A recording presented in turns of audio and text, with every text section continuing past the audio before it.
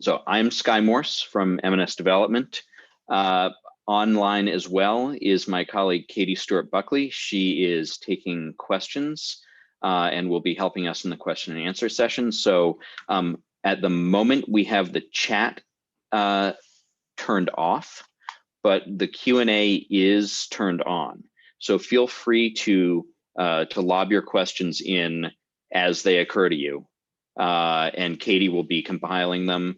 And then when we get to the Q&A section, she will work through what has come in, and we'll try to answer everything. If there's anything we don't get to, we'll follow up directly. So thank you for joining. This is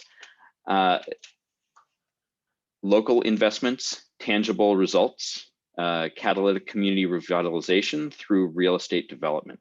I am Sky Morse. I am with M&S Development in Brattleboro, and I'm very pleased to be here with you all today.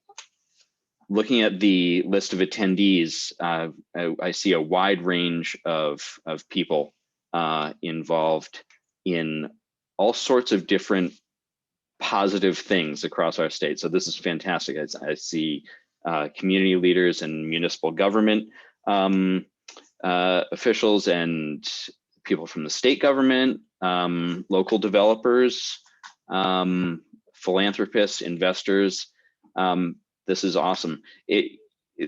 And it's a little daunting to see the numbers continue to climb on the attendee list, but this is good because it takes every one of those roles to put together a truly impactful deal, and that's what we're going to talk about here. So just a quick overview of what we are going to talk about. Our philosophy about private investment in community benefit projects, what I call putting your money where your town is, a case study on our broken economy, and then filling the gap, making investments that are more than financial return focused, and then where do we go from here? So our philosophy at M&S Development is one of a community builder. We are development consultants. We're also developers. We're not traditional developers in that we are really focused on generating community assets. And we are not traditional consultants in that we don't just tell folks what they should do or help put together a plan. We actually hold the community's hand and help execute all the way through the process. What I'm talking about is large scale catalytic real estate projects in rural communities that spur community revitalization. We live here in Vermont, we work here in Vermont, we have a deep understanding of rural economies, and we have a passion for adaptive reuse of the old bones in our towns, for the existing infrastructure in our downtowns. And we're fully committed to having community ownership, literally, in our deals. So I want to talk about how we got started. M&S was founded in the wake of a catastrophic fire in downtown Brattleboro. The Brooks House on Main Street was ravaged by fire in 2011 and then sat vacant, literally at risk of falling onto Main Street. The smart money would have been to bulldoze it. This, as we learned through the process of redevelopment, was to be a $23 million project. And it was going to be worth $8 million when it was brand new at finish of construction. By all accounts, that's a bad financial investment. But I'm not here to talk about bad financial investments. I'm here to talk about strong investments in our communities that actually do provide a return, a financial return on investment, in addition to paying massive dividends in terms of community benefit. So the Brooks House sat vacant and in shambles until a group of community members banded together, some of Katie's and my colleagues and other members of the community who had unique skills. One was a tax attorney, one was a design professional, and there were other business leaders from the community who came together and said, if this goes, so goes our community. They put together a new markets tax credit deal. The people may not be familiar with new markets tax credits, but it allows outside banks, large national banks, to invest in local community projects and receive tax credits in return. This allows, this provides large amounts of capital to do highly impactful projects like this without overburdening the project with true equity. Now, I know folks are here to learn about investments and how to make investments in their community.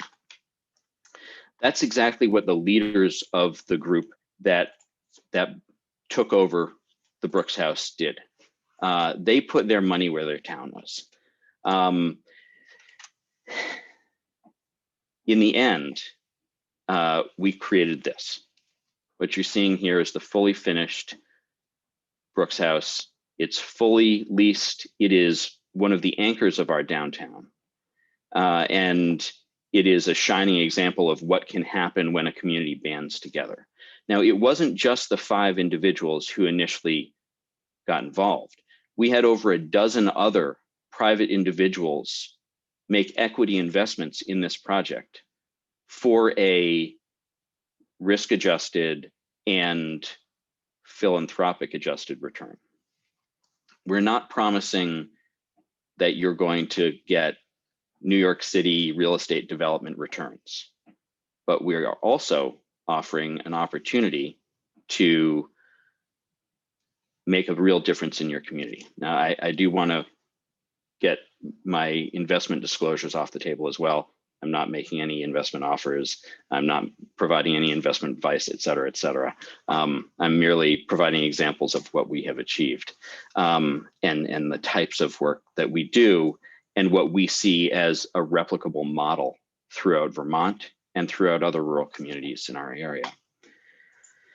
So what is it that we're really talking about? We have an upside down economy. $23 million investment that is ultimately worth 7 or 8 when you're done.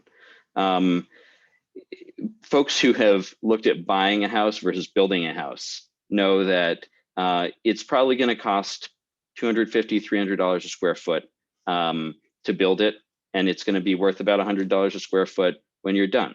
That's not a great investment thesis, but building in our communities is a great investment. And we believe that private investments with public benefit is a winning combination.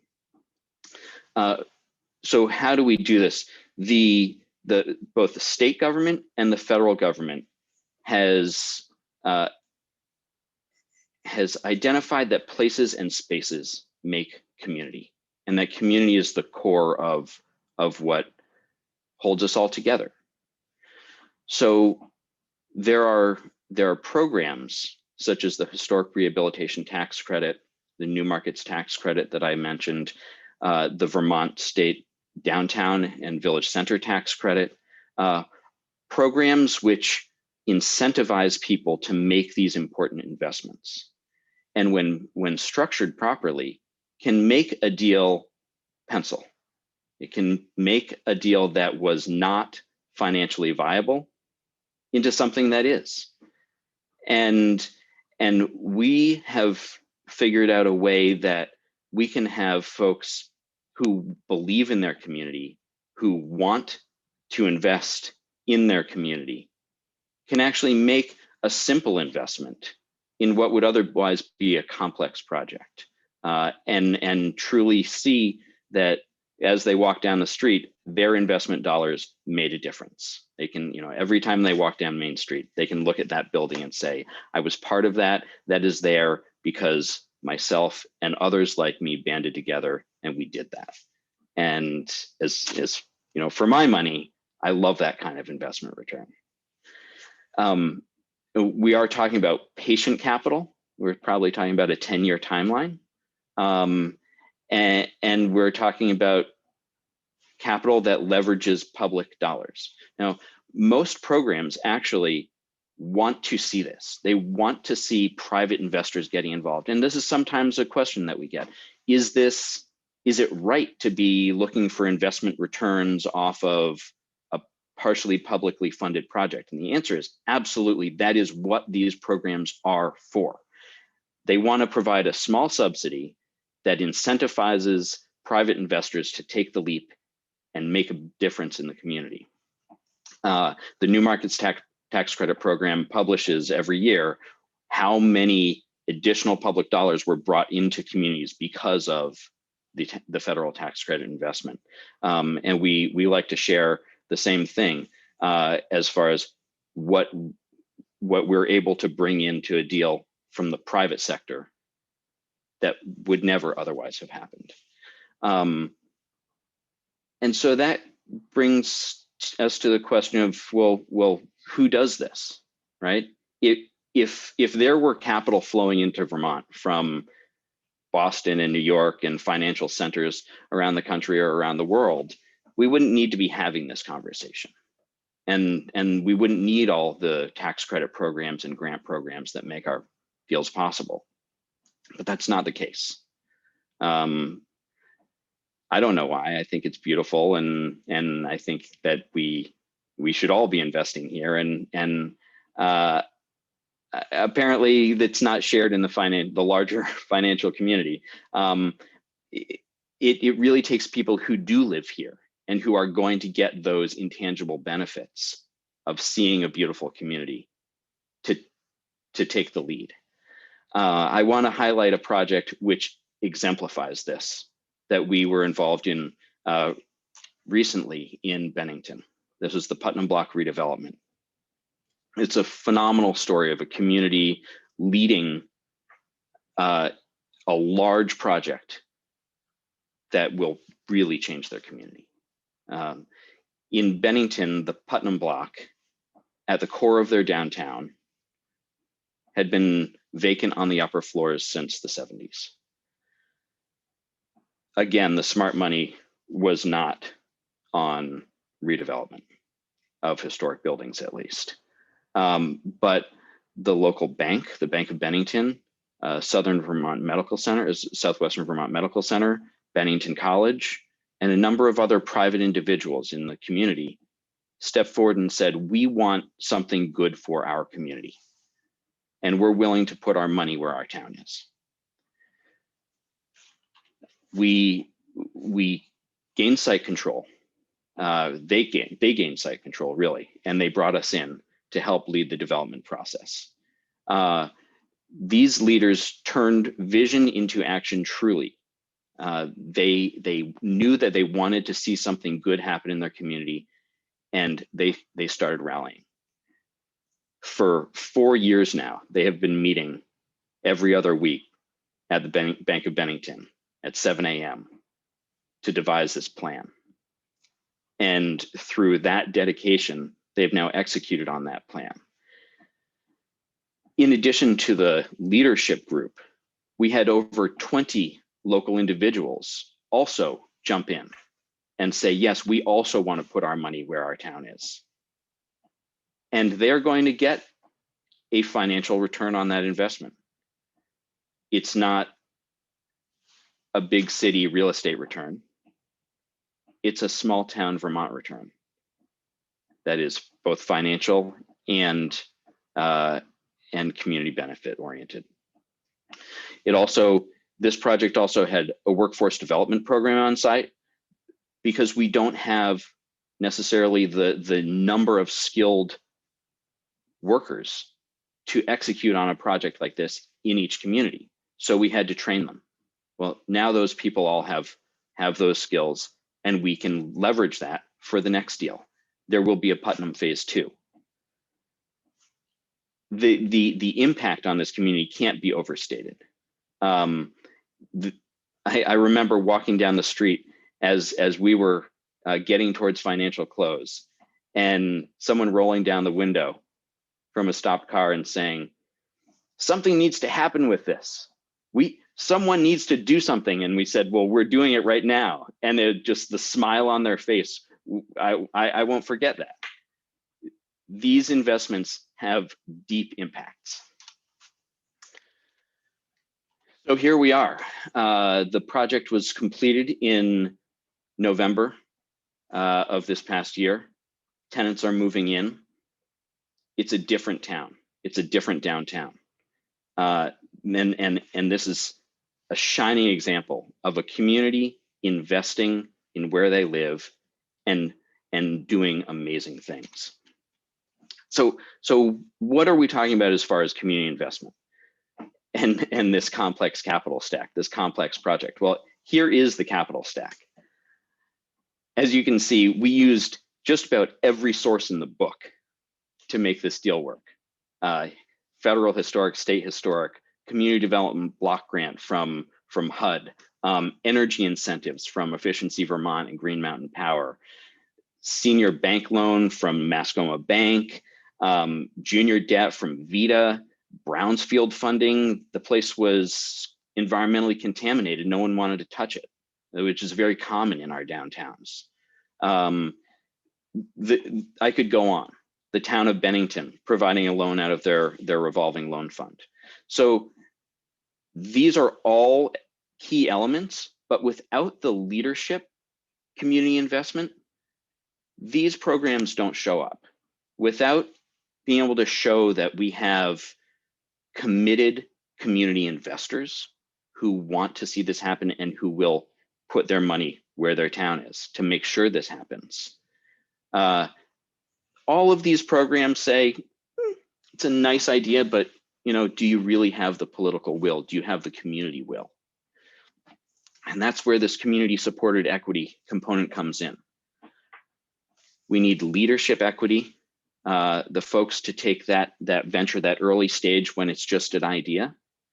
And then we also need community members to write the smaller checks, to jump in at the end, to get us over the top, make up the difference between what the debt, the grants, and the tax credits can't cover.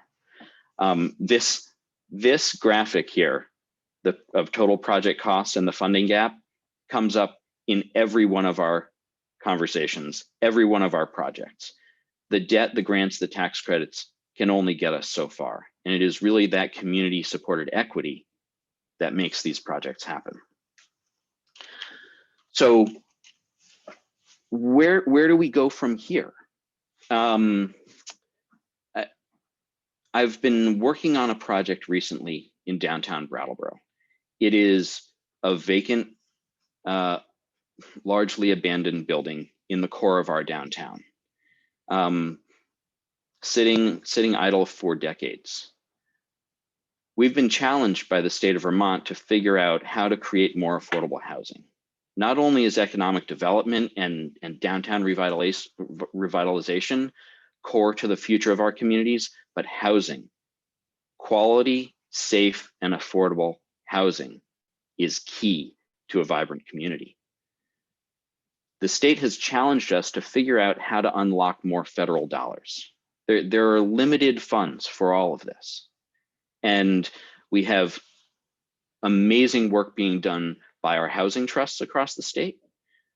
But there's also another chunk of money, a chunk of tax credits that is not being fully utilized here in Vermont because we can't quite make the deal work. That gap, that community supported equity gap, is too big or is not being addressed. So we have heard the call from the governor and from our legislature to figure out how to use what actually adds up to about $30 million a year in federal dollars, federal funding, to create more housing, mixed income housing that could turn this vacant building into a vibrant part of our community. I'm proud to say that 2 weeks ago, we were approved by Vermont State Housing Authority, or rather by Vermont Housing Finance Agency, for $9.2 million in state funding in terms of debt, construction debt, permanent debt, and federal tax credits to make this into a mixed use, mixed income building. We'll have co-working on the ground floor and 4 floors of mixed income housing. This is folks who are making between $20,000 and $40,000 a year. That's starting pay for a police officer in Brattleboro falls squarely in that. I mean, we're talking about the working people in our communities who deserve good places to live. But how do we make the deal work? We've got all this, we've got the debt, we've got the tax credits, but there's still a chunk missing. And this could be in any community. This building could be in Springfield, this could be in Rutland, it could be in Barrie. A brick cube that's beautiful and needs some love. And we now have a path to realize the vision of vibrancy in this spot in our town. It's through this private investor equity. For this deal, we'll be putting $650,000 in private investor equity into the deal alongside all of these other funding sources to create 19 new housing units in our downtown, as well as a vibrant co-working space, so we can have people on the street day and night coming and going from the housing units, from the co-working space where people are working and collaborating, patronizing our businesses during the day, having lunch, going shopping, and in the evening, grabbing dinner, going shopping. Having this mixed use building in our downtown is going to have a big impact on that sense of vibrancy. And this is not unique to Brattleboro, and it's not unique to this building. This model is completely replicable in any community throughout the state. So I think I'm coming up on my time to talk, and then we'll get into Q&A. A little bit about our team. We've done over $110 million in tax credits in the last few years. We have found a way to drive federal dollars and other program money into these downtown projects. Across our team, we've got over $1 billion in tax credit experience, 30 years of deal structuring and community development execution. And right now we're looking at over $76 million in deals in our pipeline in Vermont. We have a housing project in Newport. We have a food hub and distribution center, because we're not just focused on downtown mixed use. We're talking about all community benefit projects. So if it's growing businesses in the community, whether it's near the highway with quick on-off access, or whether it's a hospital project, we have utilized these funding programs to drive significant change in rural communities every single time, utilizing private dollars to make them happen. Katie, do we have any questions here? I think that's about it for me. And yeah, why don't you unmute? And I am unmuted. Okay, great. Hello, everybody. Great to see you on this Friday morning. I just want to point out in the capital stack slide that we showed for Putnam Block redevelopment, we had a variety of other funding partners that were in there that are not specifically called out on the slide. Yes. Vermont Community Foundation is one of them. Absolutely. And without them before, we would not have been able to reach the finish line with this project. So I do want to call that out. We had many others, and I think Katie, Yeah. I want to say a little bit more about that, Yeah. because actually Vermont Community Foundation was so key to the Putnam block because they came in early. There are different times when investors can come into a deal.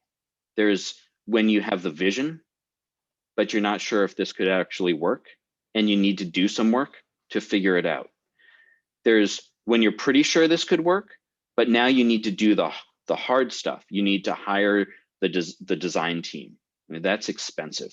You need to go through the permitting process. That's expensive. You need to apply for all of those grants and tax credits. That is laborious stuff, and it takes time, and it's expensive. So Vermont Community Foundation came in early.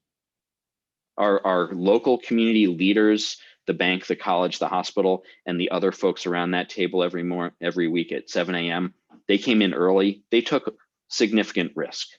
That's not for everybody, but for those with a deep belief in the mission of this type of work, the risk is worth it. And Vermont Community Foundation is solidly in that group.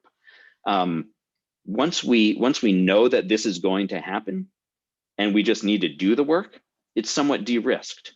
There's other equity that came in there. And then once we reach financial close and we're about to start construction, there's a big chunk that needs to come in there. At that point, the project is again significantly de-risked. All we're taking is construction risk and operational risk. So the project is going to happen. That's where we try to get most of our community members in. We're not asking people to take a huge amount of risk, but everyone has a different risk tolerance and a different appetite for the roller coaster of development. We invite people to get involved at whatever stage they feel comfortable, whatever matches up with their own ethos and their own risk tolerance and their goals for their funds and for their community. Anyway, not to go too far down that path, but thank you, Katie, for bringing that up. No problem.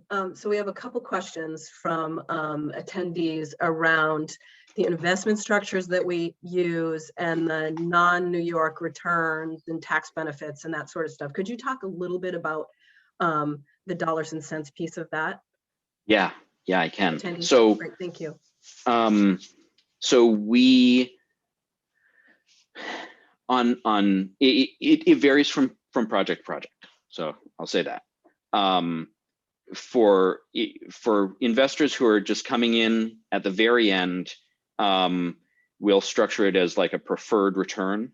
So they're going to get a dividend each year based on a percentage of their investment, and we're usually targeting 5%, 4 or 5% for that return.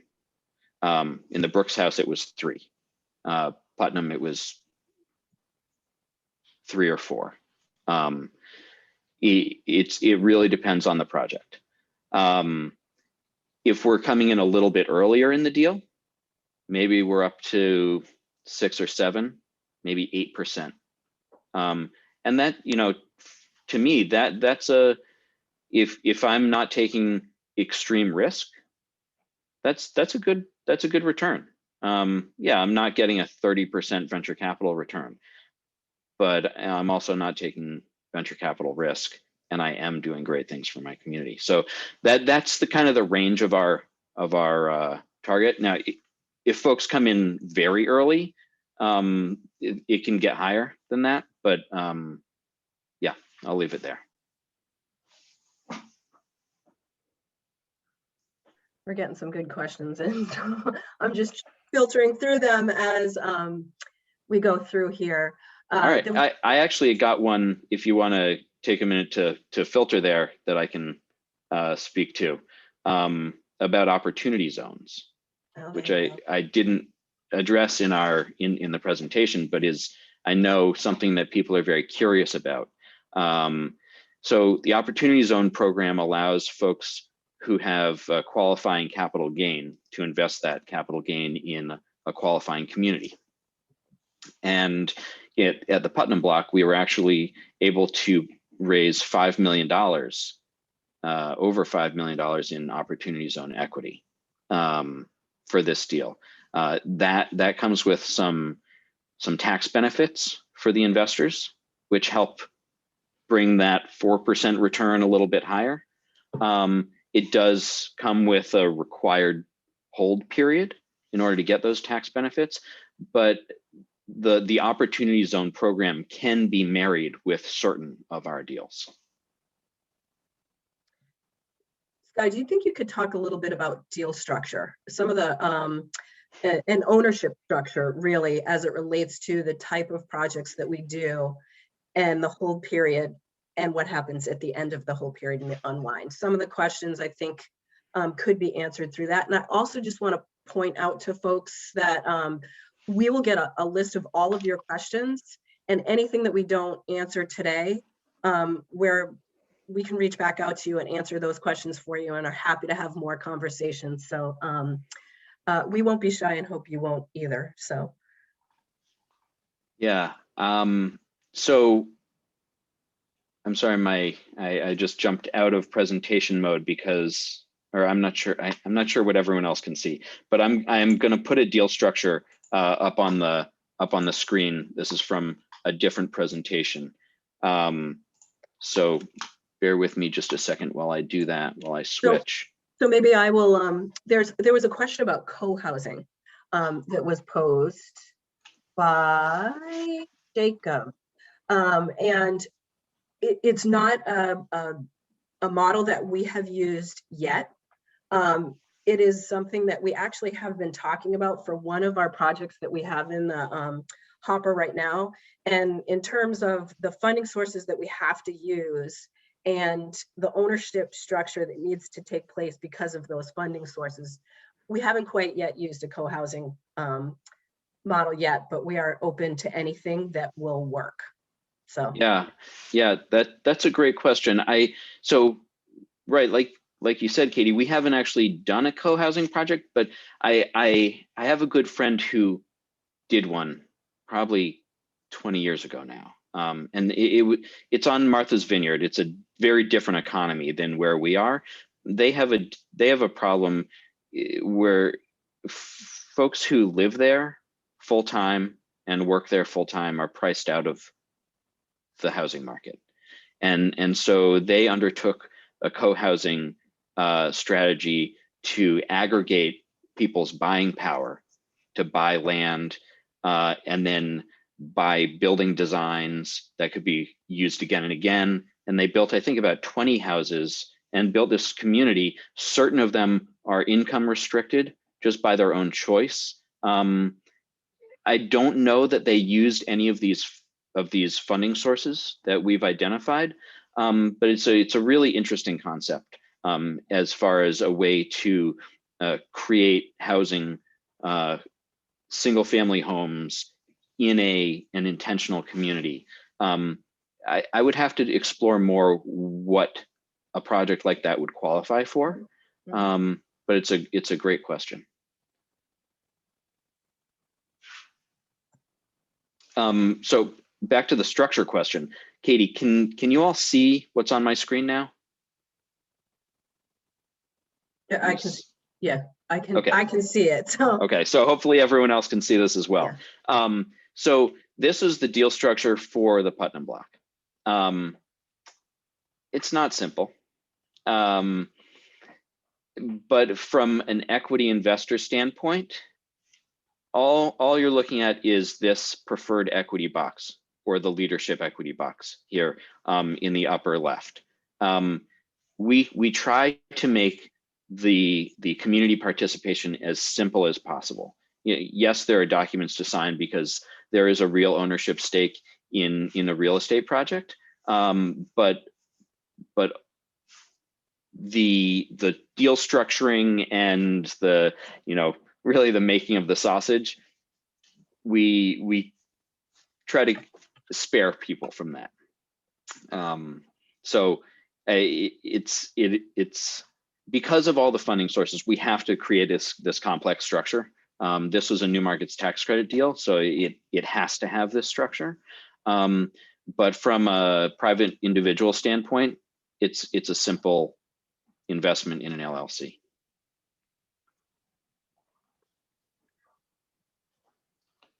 There was also a question about local revenue generated, and I can give a little bit of that information specifically as it relates to the Putnam Block project. There's a projected $522,000 increase in annual state and local taxes as a result of that project, and an estimated 1.3 million increase in annual spending on local goods and services as a result of the 45 new downtown residents who will be living in the Putnam Block. So the revenue is real that comes out of these, and obviously the bigger the project, the more revenue. And of course, we would want to concentrate building in downtowns for obvious smart growth reasons. So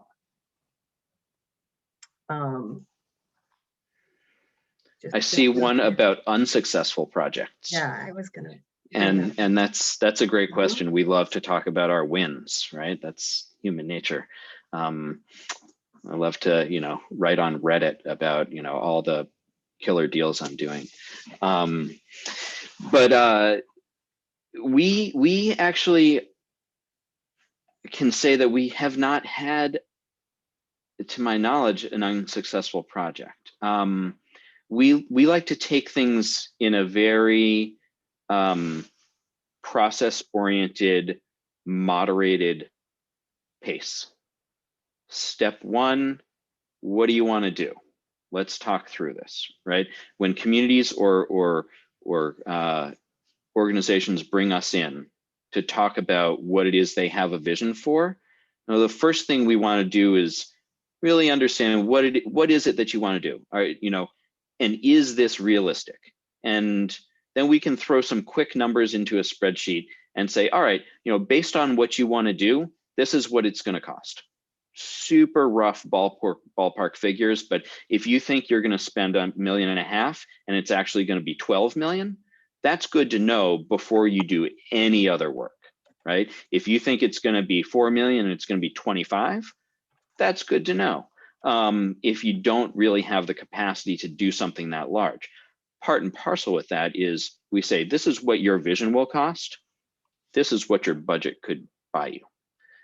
And have you thought of all these other funding sources? Because we could bring these in and maybe you could actually get to that vision. Maybe that 25 million is not actually as outrageous as it sounds. So we like to do things, baby steps until we get to the point where we know this is a go and we can run. I hope that answers the question, but that's how we avoid having project failures. Can you share a little bit more about the private equity investors? Are they mostly Vermonters who have big wealth and capital gains to offset?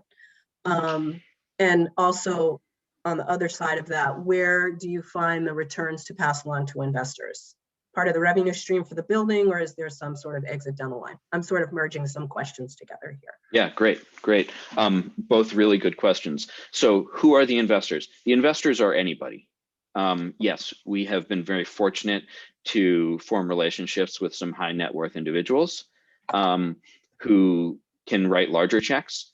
But in the case of Putnam, we had over 20 individuals taking an equity stake. They were not all writing $1 million checks. If we go back to that capital stack, you can see that the community equity was, well, if it were divided equally by 20, it's in the $100,000 range maybe. But if you add in those high net worth individuals, really we're seeing people get in at like 25,000. It does make it, this is where it's really important for us to have that community buy-in. And we have to balance that with the administrative burden of herding 20, 30, 50 individuals into this private investment. So we do have to set a minimum, otherwise the administrative burden becomes unmanageable. But that's kind of the range. Hopefully that's helpful.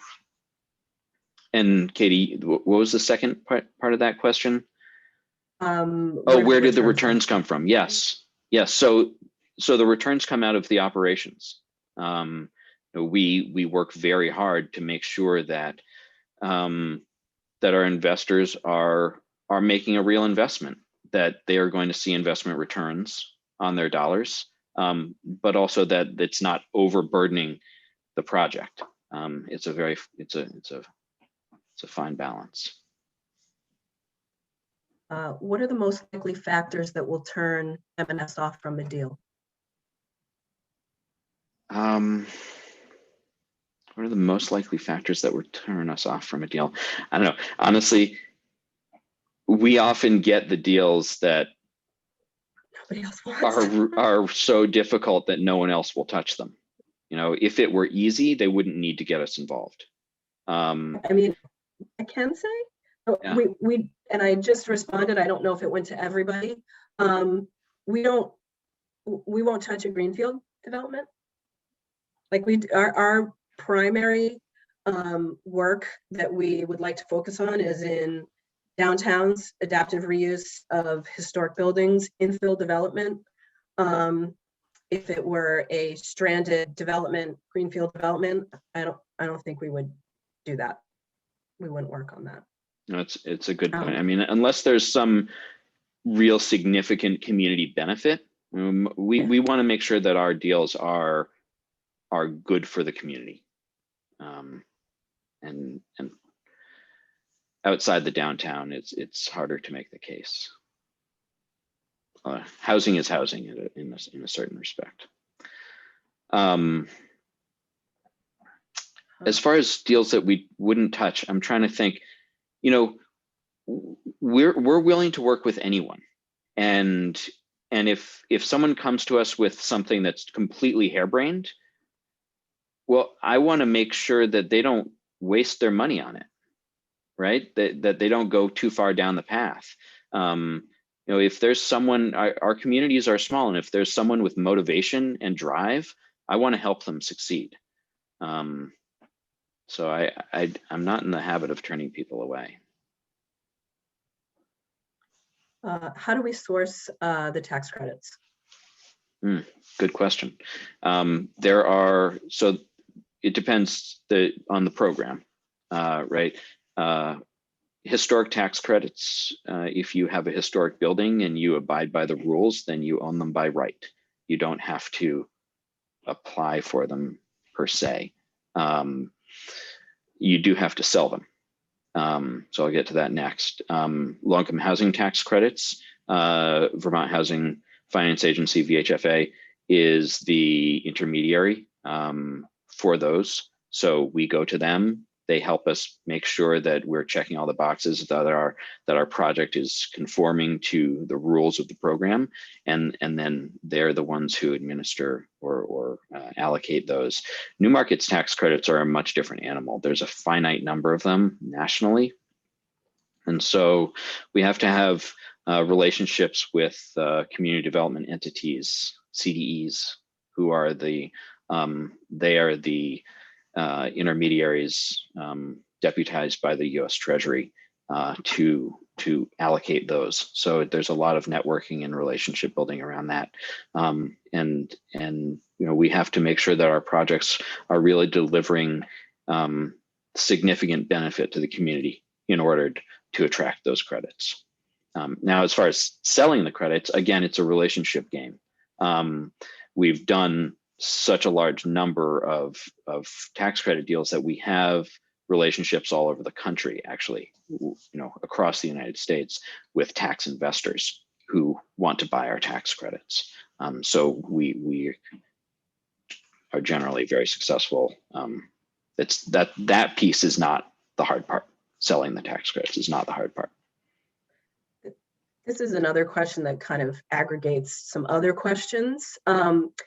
Could you talk a little bit about deal size, and that for certain funding sources, you can't make a project pencil out unless it's to a certain scale? So perhaps maybe you could address it from New Market, LIHTC, and the existence of some other programs that could help fund smaller incremental development. And if Yeah. not, I can touch on that. So Yeah, absolutely. So, well, let's start with the big one is New Markets tax credits. Generally, and the fees. Let's not forget the fees.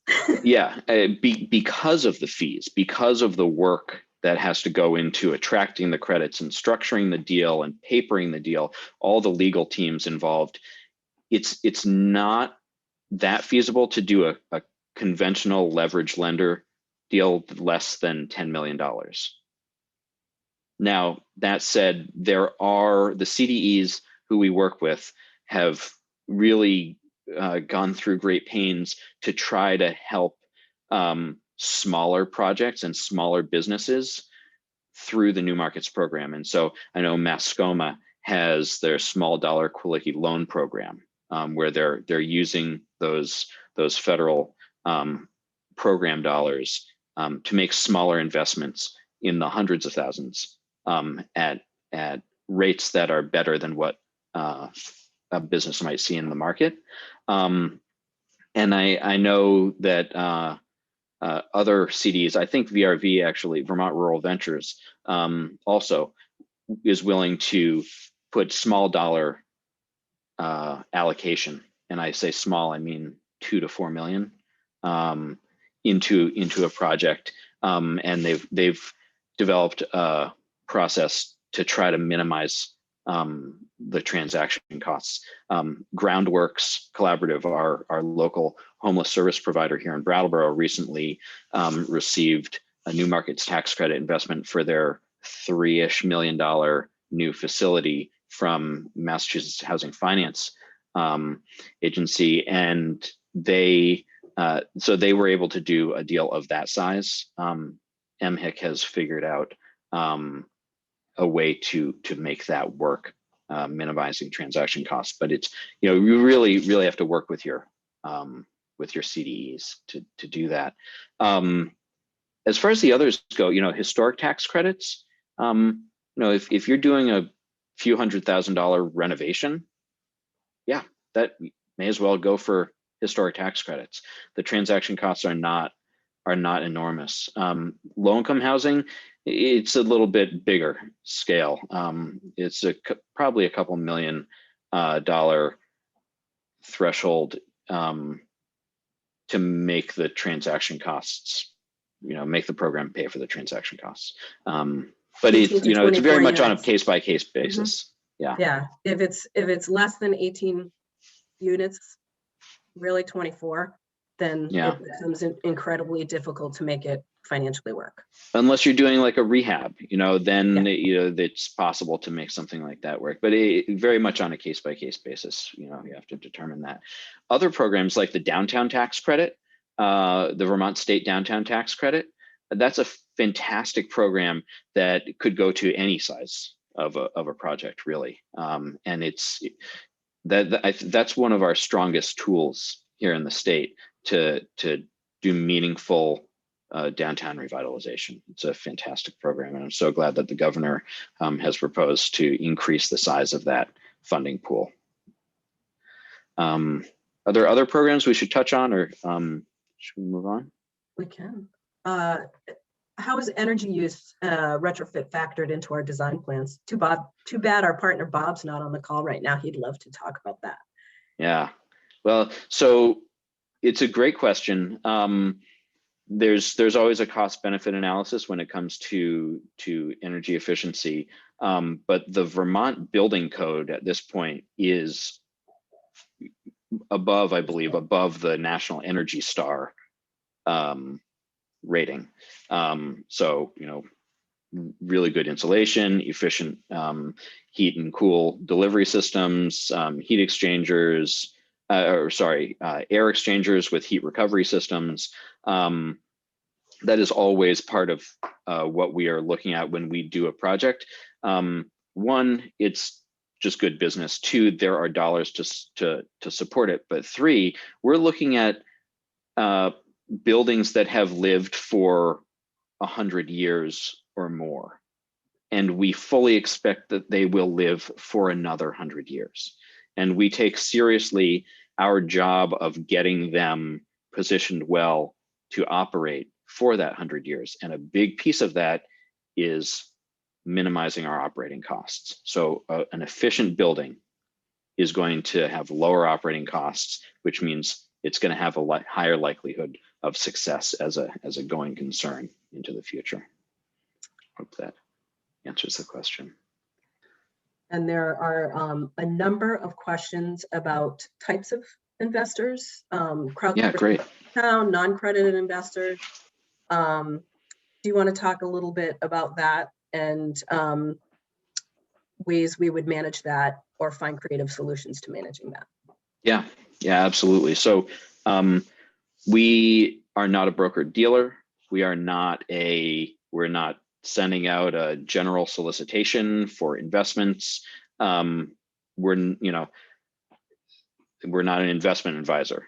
We are doing projects in communities, and if there are individuals who have an interest in getting involved, then we'd love to talk to them.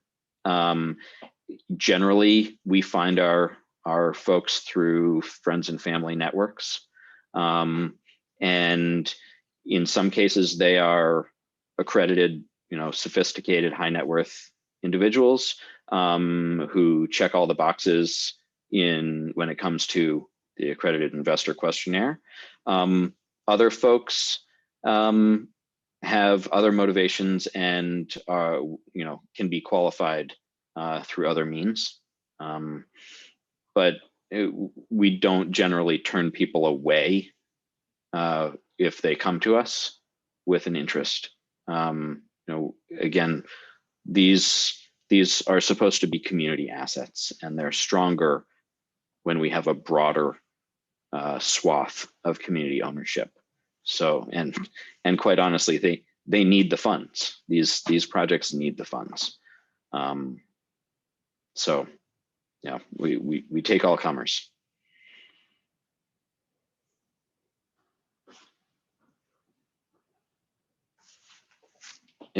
So we're got a couple minutes left. Katie, you're on mute. I don't know if you're talking. I am surfing, not talking. Surfing through questions. Okay. Trying to. So Kristen Smith asked, who owns the projects after they're finished? And I think Katie already answered the second half of the question, which is, do we have a sense of how much additional local revenue is created? As far as who owns them when they're finished, it varies. Back to the deal structure piece. Mm-hmm. Yeah. So for a new markets tax credit deal, the tax investor owns it for 7 years. And then after that, whoever the community equity investors were, they own it. For a LIHTC deal, similar. The tax investor owns it for 10 years, and at the end of that, the general partner owns it. But that general partner could be it could be anybody. It could be a group of individuals, or it could be one entity. We're in many cases we are consultants, and so we are helping get the deal done, but don't actually own it ourselves. In some cases, we take a small ownership stake, sometimes in lieu of fee, so as not to burden the project with our development fee, and that it aligns our interests and so forth. And so we don't realize any value from that for at least 10 years, often longer. And then for the Flat Street project, the affordable housing project in Brattleboro that I referenced, on that one, we are the general partner, but we also have other community members involved who, depending on how the deal works out, may end up being the owner. So it really depends. And the great thing is that we collectively, as either the investors or the community visionaries or the ones putting the thing together, have total control. So we can set it up so that it works however the community wants it to work. If we want a nonprofit to own it at the end, we can structure it like that. If we want the original investors to own it, we can structure it like that. If we want to sell it to somebody at the end of the tax credit compliance period, we can do that. There's a lot of flexibility. So someone asked where they can find out about these projects. And I believe our slide deck will get shared with participants. And on slide 3, we have five projects listed below there. And if you go to our website and look at project highlights, there's a sheet for each one of those projects that will tell you the vital statistics about it. And if you have any follow-up questions, we encourage you to reach out to us directly. Yeah, I mean, if you're interested in the projects that we have coming down our pipeline, I'm always available to folks who are interested in getting involved in this type of work.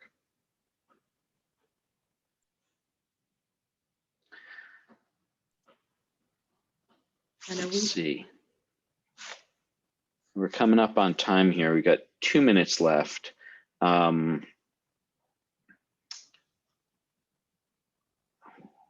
John Burton asks, back in the 90s, Vermont used to have some growth in market rate workforce housing. Why is it growing so slowly now? It's because the rents are too low. And I mean, that's because, and I know that that's probably shocking to some people, because in many communities, people feel that the rents are too high. The real issue is that our incomes are too low. And the cost to develop has risen so much, right, that it becomes impossible to build at a price point that people can afford. Right. Yeah. Our cost to build here in Vermont is no different than it is outside New York City, outside Boston, outside Atlanta. The materials costs are the same. In fact, it actually costs us more to build here because we don't exactly have a nice open flat landscape here. It's lumpy, and that adds cost. And we don't have the skilled labor. I don't have 10 construction firms all trying to outbid each other to build my projects. I have to go find some who could then try to go find enough people who know how to build something like this to get it done. And that all costs money. So and to add to it, there aren't a lot of municipal infrastructure in a lot of small rural towns to be able to support cluster development. There's a lot of different moving parts. And I know there's a lot of conversations going on at the state level around creative solutions for that in time should help solve some of those problems, but it's a path to get there. Joe Powers asks, can we crowdsource? Technically, yes, I believe we can now. If we were to take, $10 or $20 investments from folks, we haven't done something like that because, again, the administrative burden would be potentially crushing. Although I know that there are service providers out there who can provide the aggregation and the the tax accounting and so forth, but it's not something that we have pursued thus far.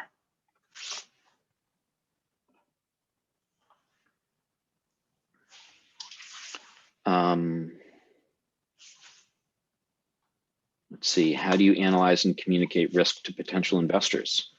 We talked a little bit about risk, and that there are different levels of risk in different stages of the development process. In our investment documents, we try to outline as many of the risks as we can think of, as many as we are aware of. We truly want these folks to be investor partners, and we live here, right? We work in these communities. This is all we do. So we can't afford to have folks feel like we weren't transparent or upfront. So our process is an open book, and we now have enough of a track record that we can kind of lay out what the different challenges are. We'll never know every challenge, but we can lay out pretty good list of what we know we're going to run into, and how we're going to overcome it, because we've done it.